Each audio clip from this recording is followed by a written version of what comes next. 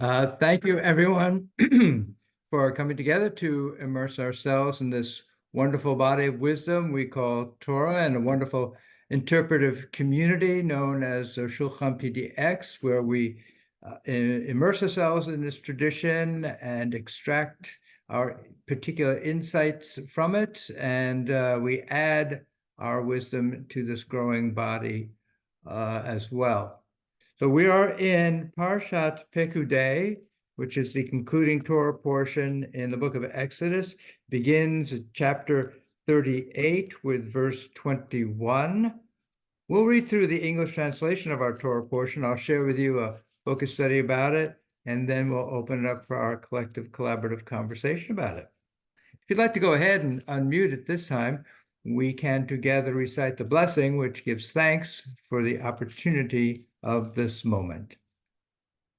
Baruch atah Adonai Eloheinu asher nitanu b'tzitzonu Torah. Thank you, God, for the opportunity to immerse ourselves in words, deeds, and relationships of Torah. I'll share with you the opening verses, and then I'll invite others to have an opportunity to read as well. Once again, we're in the book of Exodus, chapter 38, verse 21. These are the records of the tabernacle of the pact, which were drawn up at Moses' bidding, the work of the Levites under the direction of Ithamar, son of Aaron, the priest. Now Bezalel, son of Uri, son of Hur, of the tribe of Judah, had made all that God had commanded Moses. At his side was Aholiab, son of Ahishamach, of the tribe of Dan, carver and designer, and embroiderer in blue, purple, and crimson yarns, and in fine linen.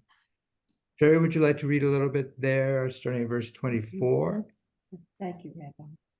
All the gold that was used for the work, and all the work of the sanctuary, the elevation offering of gold, came to 29 talents and 730 shekels by the sanctuary weight. The silver of those of the community were recorded come to 100 talents and 1,775 shekels by the sanctuary weight, and half shekel a head, half a shekel by the sanctuary weight, for each one who was entered into the records from the age of 20 years up, 603,550 men. The 100 talents of silver were for casting the sockets of the sanctuary and the sockets for the curtain, 100 sockets to the 100 talents, and a talent a socket. And of the 1,775 shekels he made hooks for the post, overlaid for their tops, and bands around them. The copper from the elevation offering came to 70 talents and 2,400 shekels. Of it he made the sockets for the entrance of the tent of meeting, the copper altar and its copper grating, and all the utensils of the altar, the sockets of the enclosure round about, and the sockets of the gate of the enclosure, and all the pegs of the tabernacle, and all the pegs of the enclosure round about. Thank you. Steve, would you like to read a little bit at the very beginning of chapter 39? Sure. Thank you. Of the blue, purple, and crimson yarn, they also made the service vestments for officiating in the sanctuary. They made Aaron's sacral vestments as the Lord had commanded us. The ephod was made of gold, blue, purple, and crimson yarns, and fine twisted linen. They hammered out sheets of wool to cut threads to be worked into designs among the blue, the purple, and the crimson yarns, and the fine linen. They made for it attaching shoulder pieces. They were attached at its two ends.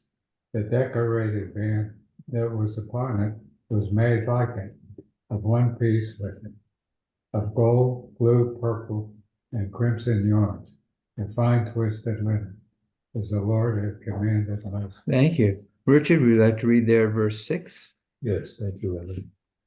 They bordered the lazuli stones with frames of gold engraved with seal engravings of the remembrance of the Israelites, of the names of the sons of Israel. They were set in the shoulder pieces of the ephod as stones of remembrance for the Israelites, as the Lord had commanded Moses. The breastplate was made in the style of the ephod in gold, blue, purple, and crimson yarns and fine twisted linen. It was square. They made the breastpiece doubled, a span in length and a span in width, doubled. They set in it 4 rows of stones. The first row was a row of carnelian, chrysolite, and emerald. The second row, a turquoise, a sapphire, and an amethyst. The third row, a jacinth, an agate, and a crystal.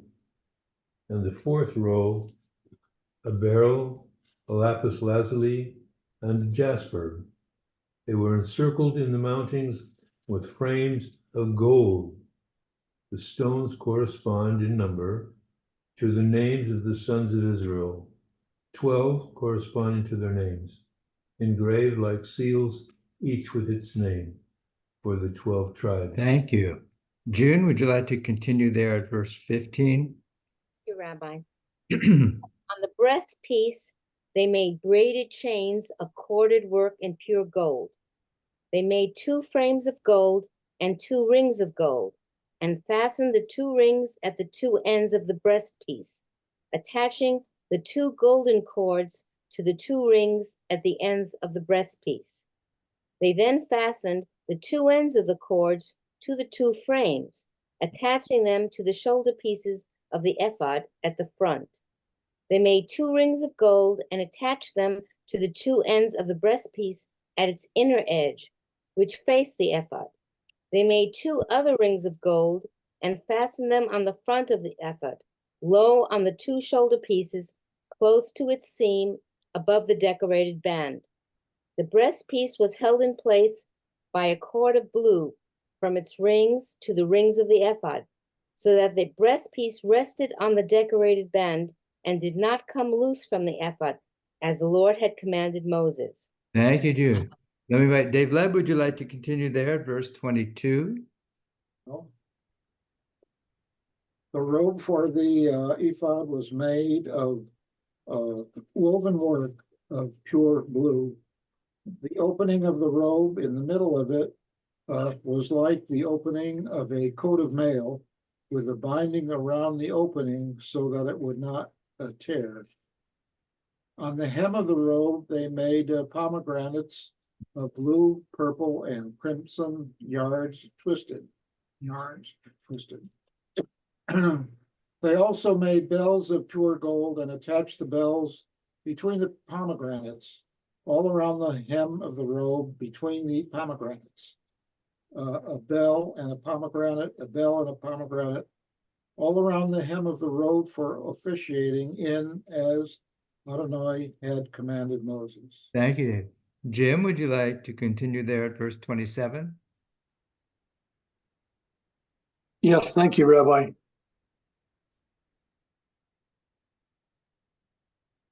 The robe for the ephod was made of woven work of pure blue. The opening of the robe in the middle of it was like the... Jim, we're at verse 27 of chapter 30. Oh, I'm sorry. They made the tunics of fine linen of woven work for Aaron and his sons, and the headdress of fine linen, and the decorated turbans of fine linen, and the linen breeches of fine twisted linen, and sashes of fine twisted linen, blue, purple, and crimson yarns done in embroidery as Adonai had commanded Moses. They made the frontlet for the holy diadem of pure gold and incised upon it the seal inscription, Holy to the Lord. They attached to it a cord of blue to fix it upon the headdress above, as Adonai had commanded Moses. Thus was completed all the work of the tabernacle of the tent of meeting. The Israelites did so just as the Lord had commanded Moses, so they did. Thank you, Jim. And Martin, would you like to read a little bit, starting at verse 33?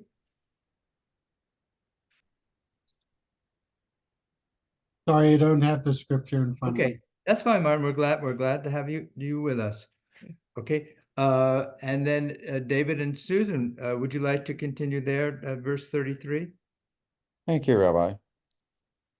Then they brought the tabernacle to Moses with the tent and all its furnishings, its clasps, its planks, its bars, its posts, and its sockets, the covering of tanned ram skins, the covering of dolphin skins, and the curtain for the screen, the ark of the pact and its poles and the cover, the table and all its utensils, and the bread of display, the pure lampstand, its lamps in due order, and all its fittings, and the oil for lighting, the altar of gold, the oil for anointing, the aromatic incense, and the screen for the entrance of the tent.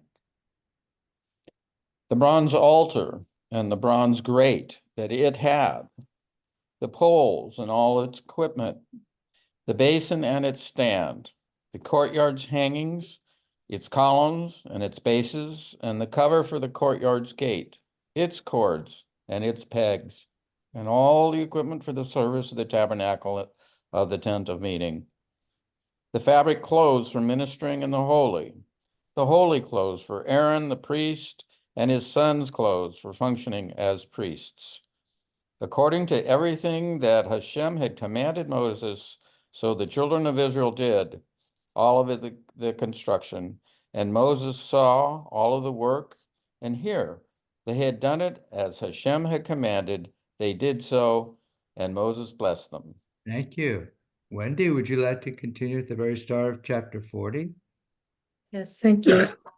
And the Lord spoke to Moses, saying, on the first day of the first month, you shall set up the tabernacle of the tent of meeting. Place there the ark of the pact, and screen off the ark with the curtain. Bring in the table and lay out its due setting. Bring in the lampshade and light its lamps. And place the gold altar of incense before the ark of the pact. Then put up the screen for the entrance of the tabernacle. You shall place the altar of burnt offerings before the entrance of the tabernacle of the tent of meeting. Place a laver between the tent of meeting and the altar and put water in it. Set up the enclosure round about and put in place the screen for the gate of the enclosure. You shall take the anointing oil and anoint the tabernacle and all that is in it to consecrate it, and all its furnishings, so that it shall be holy. Then anoint the altar of burnt offering and all its utensils to consecrate the altar, so that the altar shall be most holy. And anoint the laver and its stand to consecrate it. Thank you so much. Justin, would you like to pick up there at verse 12?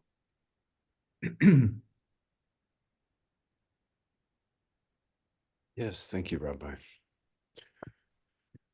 And you shall bring Aaron and his sons near the entrance of the tent of meeting, and you shall bathe them in water. And you shall clothe Aaron with the holy garments, and you shall anoint him and sanctify him, so that he may serve me as a priest. And you shall bring his sons near and clothe them with tunics. And you shall anoint them as you've anointed their father, so that they may serve me as Kohanim. And this shall be so that their anointment shall remain for them an everlasting kehuna throughout their generations. Thus Moses did, according to all that the Lord had commanded him, so he did. It came to pass in the first month, in the second year, on the first day of the month, that the Mishkan was set up. Moses set up the Mishkan, placed its sockets, put up its planks, put in its bars, and set up its pillars. He spread the tent over the Mishkan, and he placed the cover of the tent over it from above, as the Lord had commanded Moses. Thank you so much, Justin. And Mark, would you like to continue there at verse 20? Yes, thank you, Rabbi.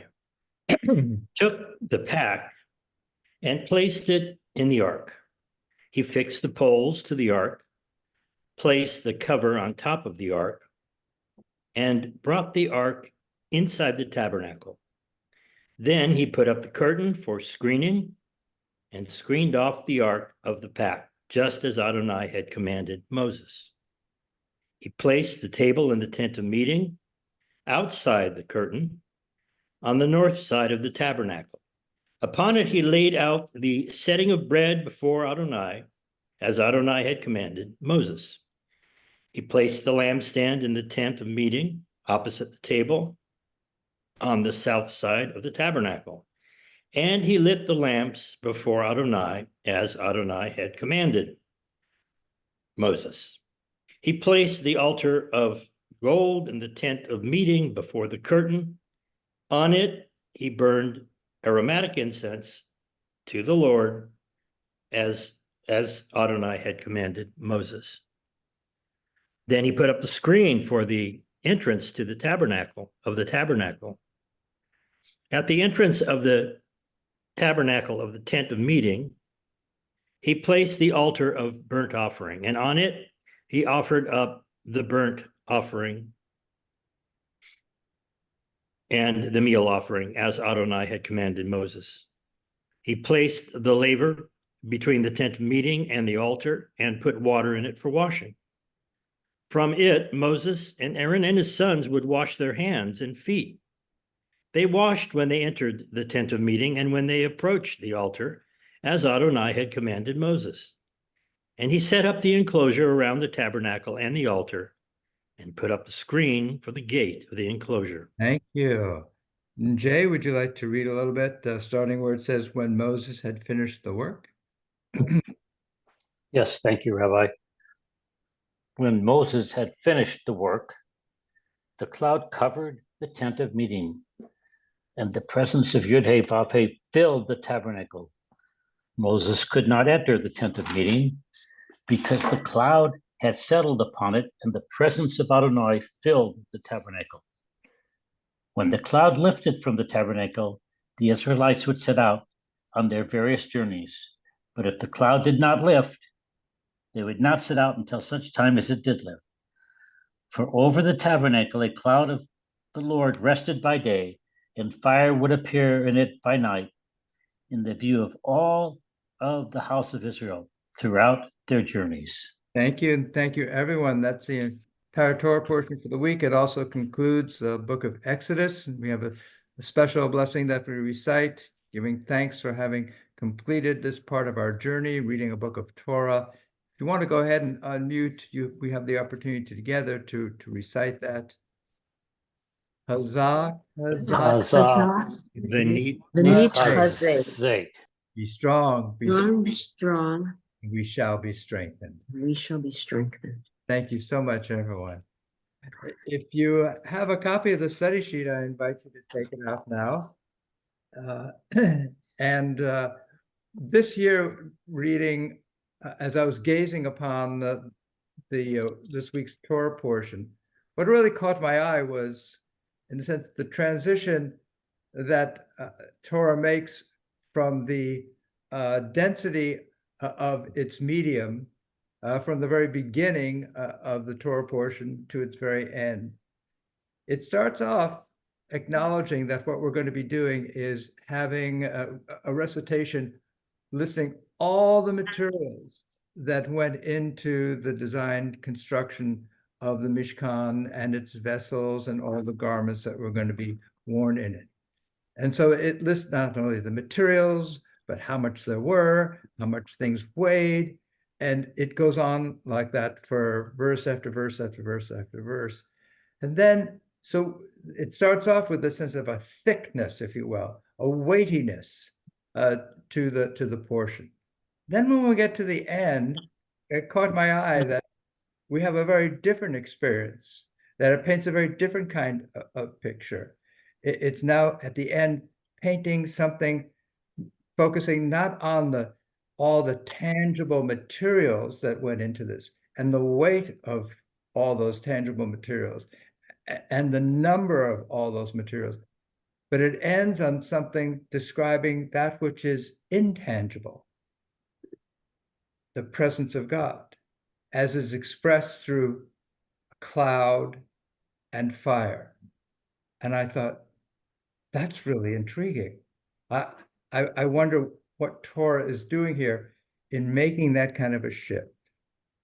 And so I'd like to focus in my sharing with you on this notion of what is happening here between the beginning portion with its focus on thickness and weight and materiality, and the concluding verses in our portion, which focus on, if you will, the emptiness, the immateriality, the intangible aspects of what this whole enterprise called the Mishkan and the is all about.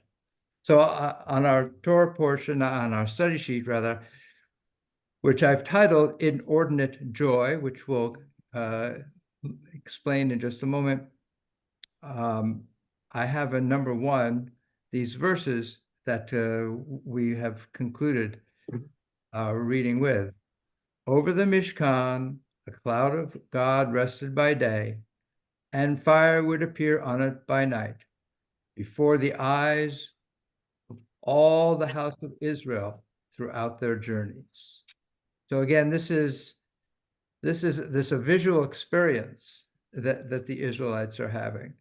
After having put in all this work to weave, to construct, to build, to hammer, to melt, to mold, all this work then results in this vision focusing not so much on this elaborate, substantial structure, physical structure that they've built, but instead it ends with their vision that they carry with them on their journey of fire and cloud. So we have a lot of midrash that begins to explore this rather provocative shift in medium and tone and palette that Torah shares with us. And so number 2 is from Midrash Haggadol.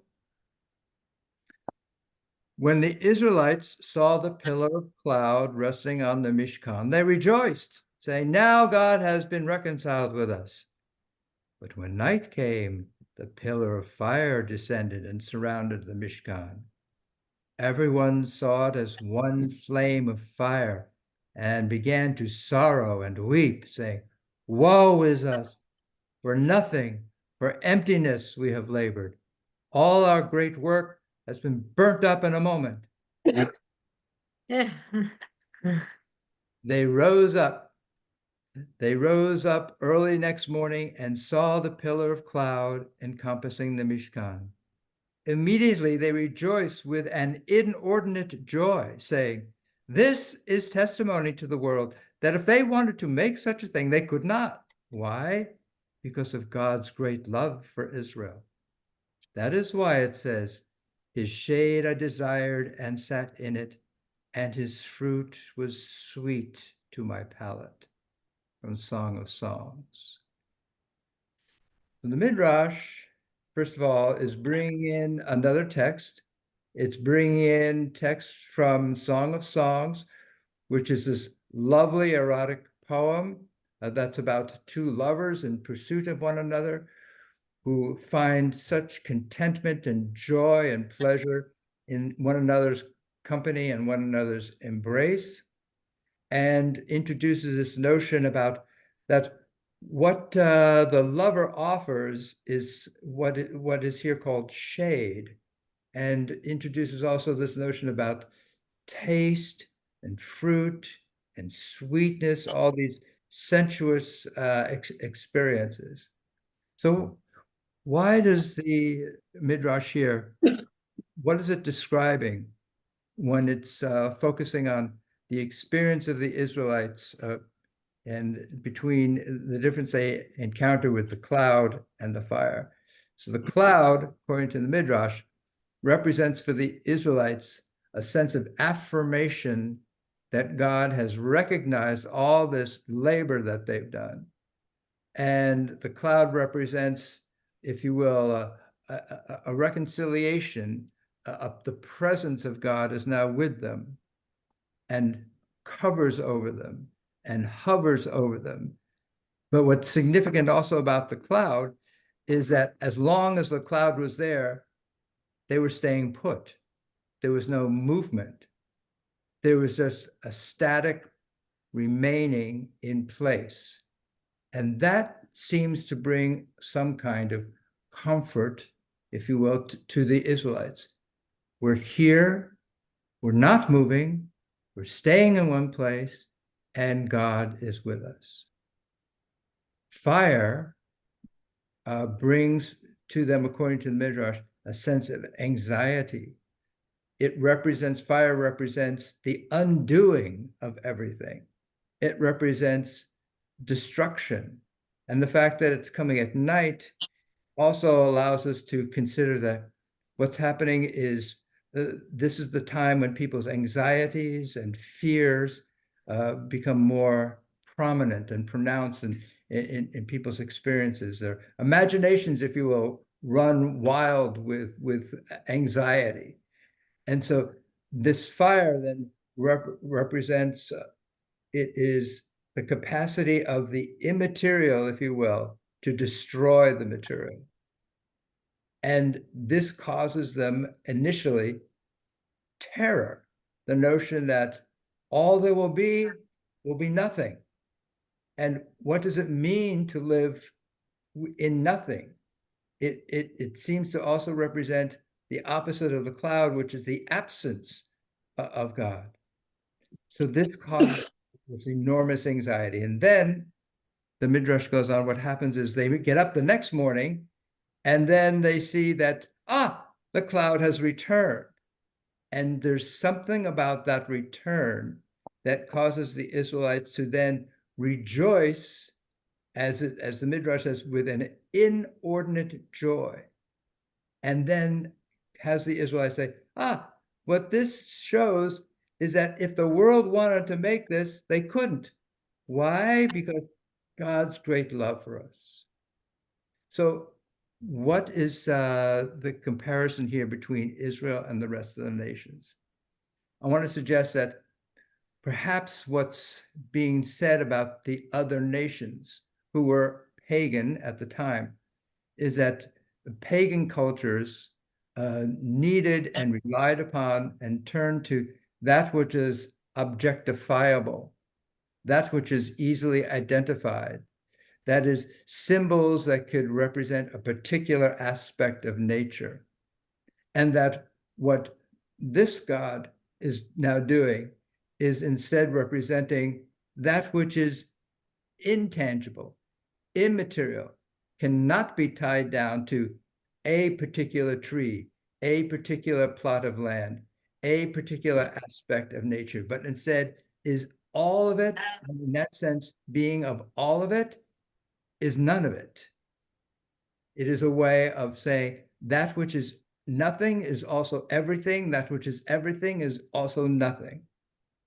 And that is something that, according to the Midrash, is incomprehensible to these pagan nations who need to have something that they can look at and indicate that that represents some force, some particular force within nature.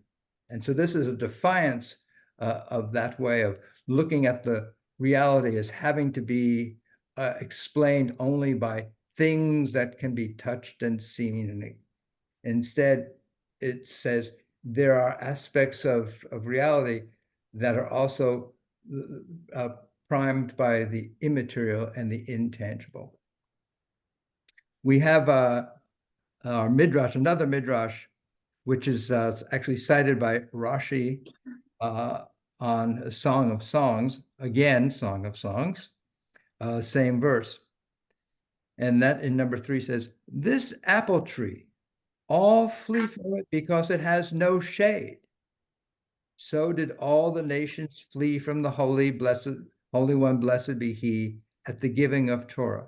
But I, in his shade, I delighted and sat. here, this midrash is now saying this apple tree, referring to perhaps Torah, this apple tree, other nations flee from it. Why? Because it's a tree that doesn't give shade. And when one is out in the blistering heat of a desert, the pagan wants the practicality and materiality of a tree that gives lots of shade. And instead, this tree is not like that. This tree provides a different kind of shade, which the Israelites have come to learn and develop a taste for. To go back to our verse from Song of Songs, his fruit was sweet to my palate. And the taste is, I want to suggest, that they have now learned that one can be shaded, that is protected, by a loving relationship that doesn't merely provide an imposing and physical and transactional, if you will, experience, but instead what has happened now at Mount Sinai, and remember, they have been at Mount Sinai now for a year. This is not an immediate experience. This has been a learning practice and process being at Mount Sinai for a year. So what they have come to learn and develop a taste for during this year of being within the presence of God is that there is a lover who welcomes the development of his or her own lover, who longs to see the other become to grow within their uniqueness, to offer up their own perspective, and that all is not necessarily have to be based upon possession or obedience, but instead is also a relationship that's based upon elicitation of one's own uniqueness. That's the shade of Torah, as opposed to the kind of shade that the pagan nations would rely upon. So here, I want to share with you at this point this painting by Salah al-Shukari, who was born in Muscat, Oman, I believe in 1977. And he was a man who early on became focused on business and technology, and he developed skills in the technology field, but he was also, as a young child, always fascinated with Arabic calligraphy. And eventually, after having achieved success in the business and technology world, he was able to finally go to a school of calligraphy, Arabic calligraphy in Oman, and he developed and studied all the rigor of the centuries-old practice of Arabic calligraphy and all the rules about how each letter is to be formed and all the geometry that's associated with all these letters. But he acknowledged that he also had a slightly different perspective on all of this. And for him, the Arabic calligraphy also offered a way of introducing one's personal perspectives, one's personal desires, one's personal dreams and aspirations.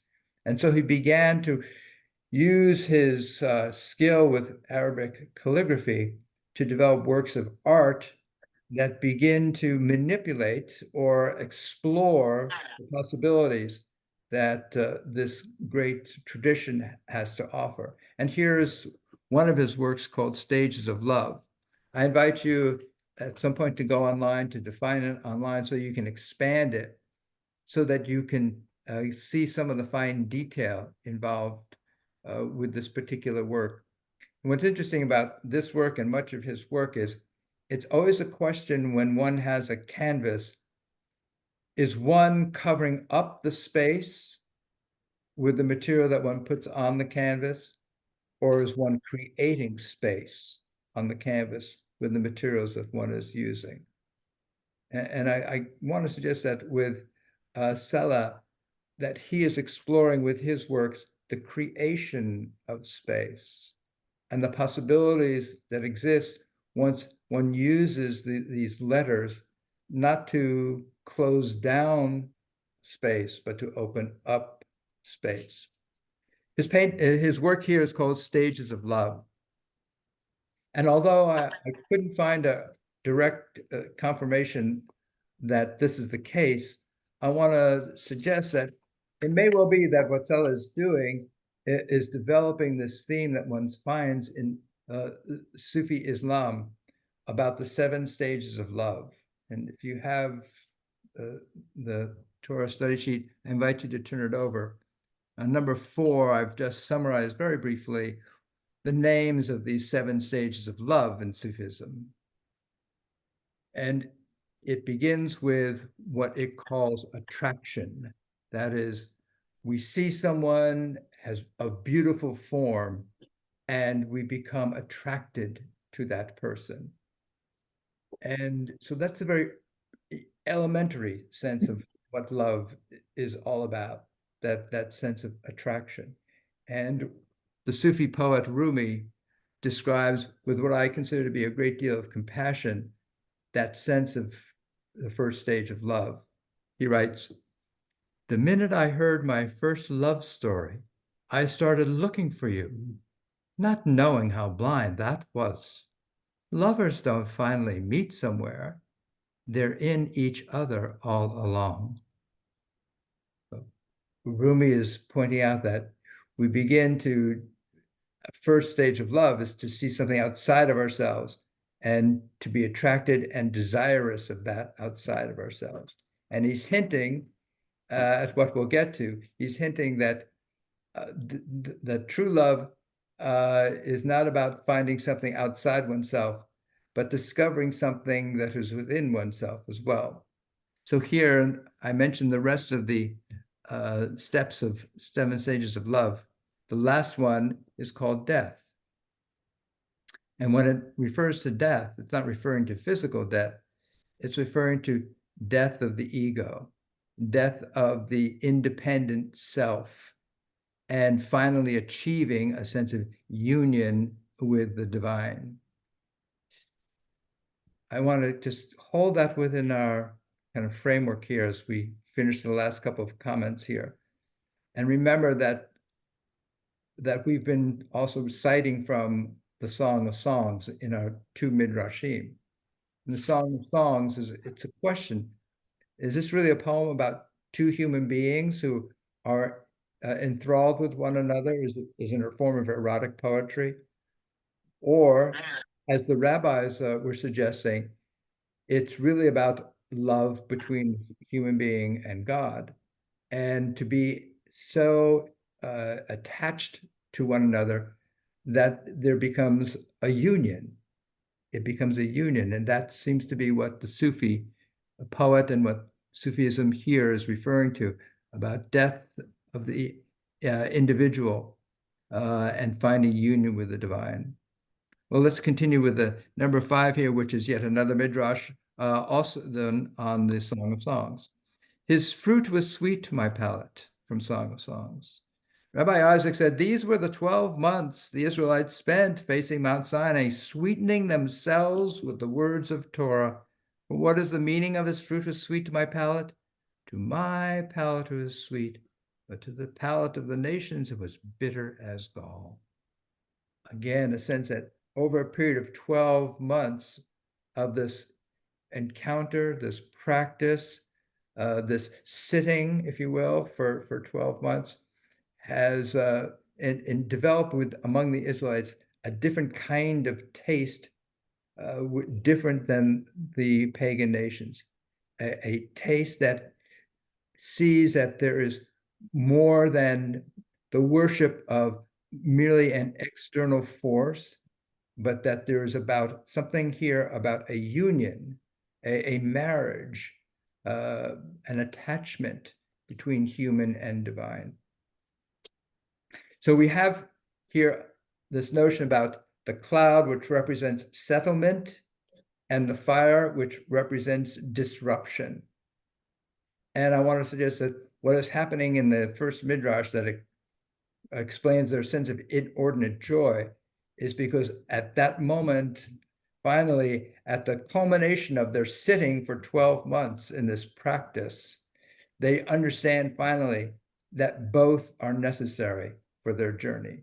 A sense of settlement and a sense of disruption, a sense of tradition, a sense of innovation, a sense of continuity and a sense of discontinuity, that both are necessary. And this is so lovingly, beautifully captured here by Aviva Zornberg, who also in part quotes Gaston Bachelard from his book, Psychoanalysis of Fire. Both discontinuity and continuity are necessary. The destruction dimension of fire and the sense of the inner essence, which is in a process of development.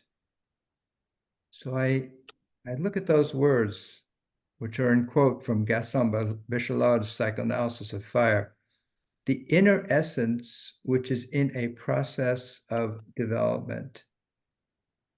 So she and he together are saying that to be a spiritually developed person, to have a sense of wholeness, one needs to experience both the everlasting and the ever-changing.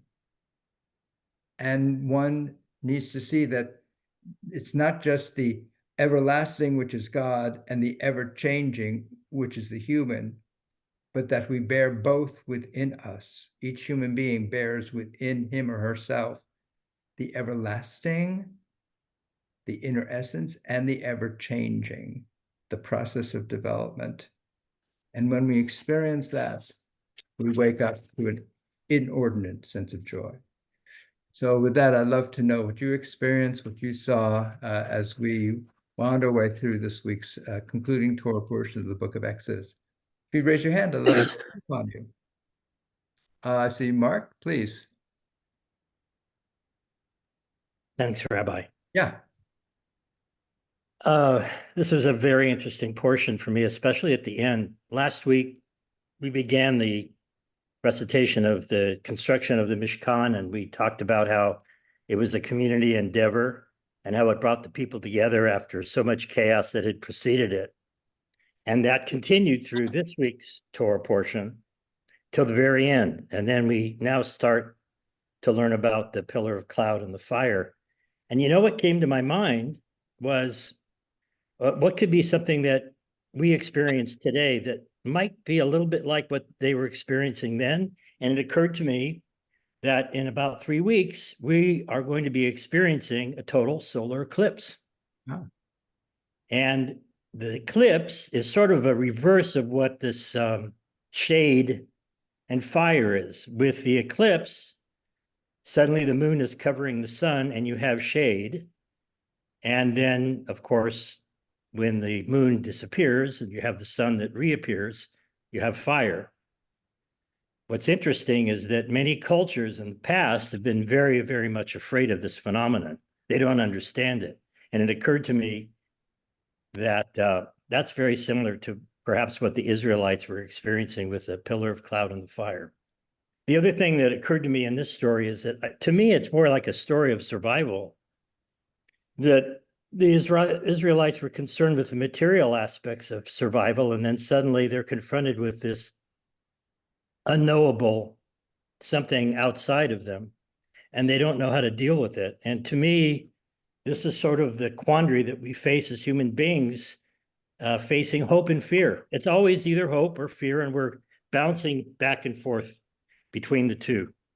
That's what I got out of this portion. Fantastic. You know, you also reminded me of the Midrash that's about Adam when he experiences his first nighttime, that the sun is gone, and this must mean the end of everything.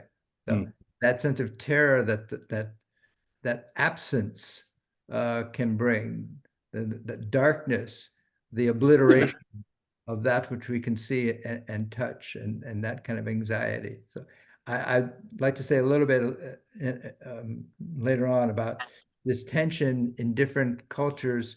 Perhaps it's a difference between, well, at least I read an article recently about a professor in Tunis who is trying to describe the difference in culture between the West, which feels more comfortable when things are filled up, when things are full and there are things that you can touch and experience, and other cultures, particularly in the East, where the greater comfort is in the sense of emptiness and space. And so thank you for bringing all those things together. And by the way, I see Robert has just joined us, and I don't know if you just heard my comments, Robert, did you? Yes, by the way, I couldn't get in for whatever reason. Oh, okay. So, I was on early, but it wouldn't let me in. So it's nice to be with you all. We're But glad thank that you, you're with Mark. us. I did hear that. Welcome. Let me call upon David, Susan, and then we'll move on. Thank you so much, Mark. Yeah. Thank you. Well, the vision in my mind of the cloud over the Mishkan and the fire over the Mishkan, and especially with the reoccurring of the fire over the Mishkan, it felt to me like it was protection, that it was taking care of them while they slept, and not something to be feared. I know it says otherwise in the Torah, but still. And the other thing is just a silly little comment, but I was sitting over there when David signed on, and I heard you saying that we were reading the last of the book of Exodus, and I thought, oh, and then I went, oh, but it's a circle. We keep coming back all the way around, and the Torah never ends. It's a circle dance. Yeah, that's lovely. And what you also got me to think about, there's this midrash about that God lifted Mount Sinai up and held it over the heads of the Israelites. And then there are these different takes on what does that mean. And so on Sunday, I went to the Oregon Jewish Museum to participate in what's called a Wikipedia edit-a-thon. And what we were doing is we were being trained by a very skilled Wikipedia editor in how to create entries about Jewish women artists and to upload those onto Wikipedia.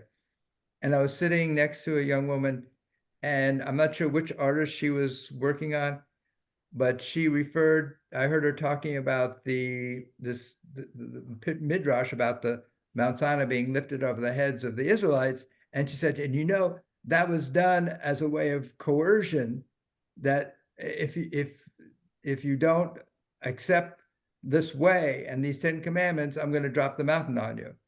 And I just looked at it. I said, well, yes. Another way of looking at it is maybe it was a really hot day and God was lifting that up as a way to provide some protection. So there you go. Okay. David, did you want to offer something? Okay, thank you. Yeah. Actually, something did come to mind, kind of weird and out of left field. But decades ago, I stumbled over a practice, or learned about a practice called unifications that was, at least at one time, common in the Hasidic world, where when you did a mitzvah, you were helping the Shekinah and Hashem to get a little bit closer, and it was called a unification. And as I recall, one of the elements of it, if it was a unification mitzvah, then you felt that not only were you doing it because you were commanded to, but you also felt the spiritual reward, the lesson, the mind-opening part of it. In other words, the part of it that would make you want to do such a thing if it was up to you. I don't know where that came from. Well, it certainly fits in with this theme that we've just been discussing, this notion of unification, that it's a spiritual journey that's being described here. And perhaps the Mishkan is not so much a physical building, but that it is a practice, if you will, that's designed to guide us towards how do we overcome our sense of isolation, extreme individuation, and achieve a sense of wholeness and connection and unification, as you put it. So thank you for bringing all that in. Let me call upon Wendy. Go ahead.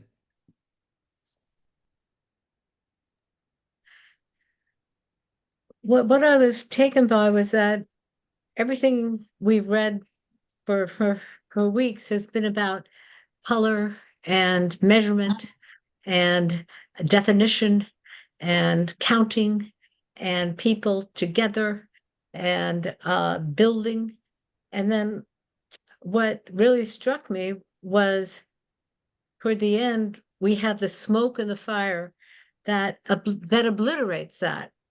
We are no longer in that realm. We lose those boundaries because in the smoke and the fire, we no longer are able to see those measurements, the color. We're also often in smoke and fire not even able to see each other as well. And I saw it as I went so far as to see it as a sense to go inward, a sense to take a time to kind of look at what have we just done, to go inside, to be more individual, to go into our sense of self after all this community building and definition, and to kind of create our own definition now with ourselves as well as in relationship to God. And so I found it to be a very I was very taken by it. I almost overwhelmed by it. I found it to be very incredibly spiritual to me. Oh, that's lovely. Yeah. I'm touched by that kind of reaction to the material. And your phrase, the blurring, you talked about blurring.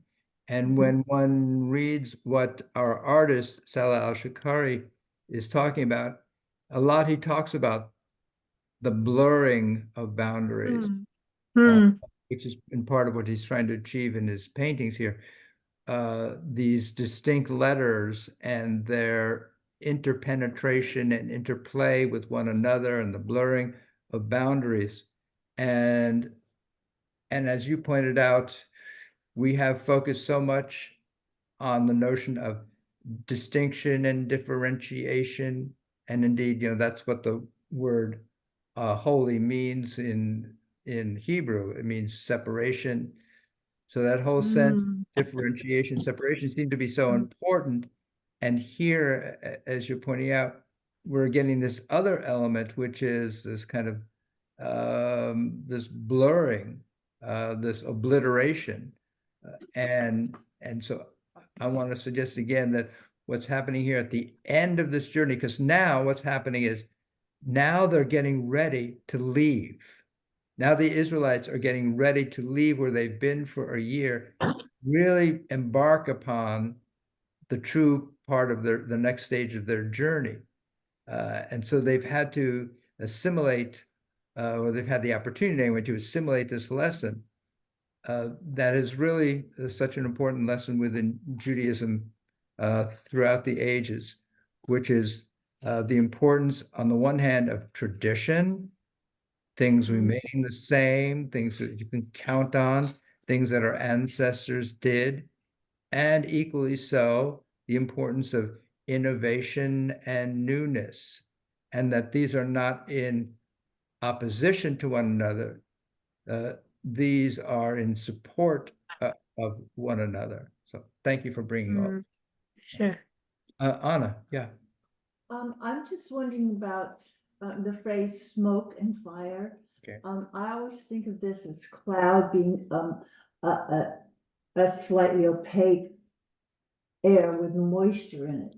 And moisture is a whole different physical sensation. Being moist, having your skin feel soft and smooth is different than the prickliness of smoke when it burns your eyes and it's hot. So I'm just wondering if it does it say in the Torah fire there at fire at night, but does it Cloud. Smoke or is it Cloud, cloud? It's a a cloud. moist thing, not a dry. It's a cloud. Yeah, okay.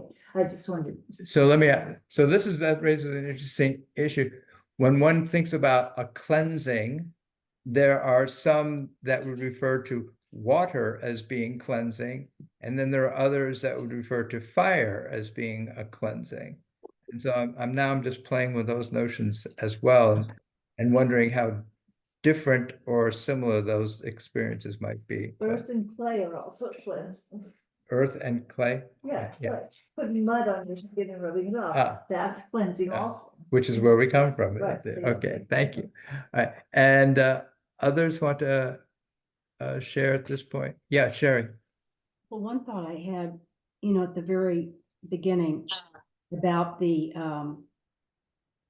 cloud going away and about the fire. And I was thinking about developmentally, about children, that the object permanence, that I forget what stage it is, but or sometime in early childhood, the parent disappears and the child cannot fathom that the parent hasn't gone poof somewhere, and that when the adult comes back, the child, can see that the parent has not disappeared. And that I thought about that. This is a time when the Jewish people are very young and they're learning who God is. So it's sort of for me, it was just it was a way of an explanation of what it is to see that God is there, or to feel that God is there, and then to feel that God has vanished when God hasn't vanished. God has been transformed from a cloud maybe to fire or whatever. And I thought of just being content that God is there regardless. Let me call upon Richard here, who's kind of. I think you're referring to the primary circular reaction. And I was thinking I don't want to throw shade on your ideas, but that we rediscover, we're given a place where we can experience God. And there's no dualism. He's not different than us, not outside of us. And this whole experience is about him being in camp. Well, we create him through our own behavior and our own faith. And he's always coming back. And this gets instilled in us. And it's about how we breathe.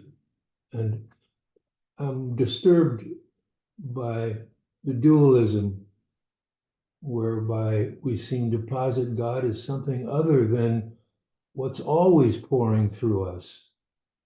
And when it manifests through us is when we divested of ego or whatever it is, that mystical that we do. And the beauty is always there for us. It always comes back around, even in the time now where our existential situation seems so desperate.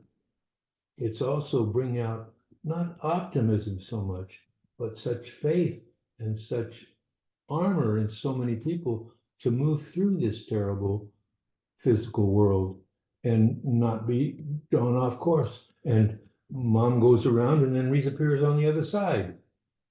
And that's the primary circular action. And I think that's what's going on. What this is telling us we're able to do is called, as it says, the power above is lessened if the power below isn't in tune. And so God is always there for us to access. And that's a good thing. Thank you, Richard. So I want to bring us together here in this moment of conclusion and suggest, I think it's fascinating to me that in our two midrashim that we have here, they both refer to the Song of Songs in trying to describe what's happening in this moment of the life of the Israelites. The Song of Songs being this pursuit of lovers for one another in order to achieve not possession of each other, but a union with each other. And I think that the rabbis, through these midrashim, are trying to tell us that that's what is happening here at Mount Sinai. That is the spiritual experience that is happening here. That it is not a matter of one obeying another, of one of being in fear of another, of one possessing another, but that this is a developmental process where they're each seeking the other to create a union with each other. And that what our tradition gives us is that in a loving relationship, in a spiritual relationship, is not dependent upon the suppression of identity by the other, but rather seeks the full expression of the uniqueness of the other in order as a pathway to creating this union, this obliteration of differentiation. So it is fascinating that Judaism has really emphasized throughout the centuries this dynamic relationship between continuity and discontinuity, between tradition and innovation, and the inordinate joy that we can experience when we realize that we're being called upon to fulfill our uniqueness as part of the path of achieving wholeness with the source of all life. So with that, I want to thank everyone for coming together, for your wonderful contributions, participation, and presence. We embark upon, we leave behind Mount Sinai with the Israelites, and we continue our journey. And what's the most special is we continue it together. Thank you all so much. Look forward to our regathering. Be well, everyone. Thank you so much. God bless. Thank you very much. Thank you. It was a wonderful study. Thank you.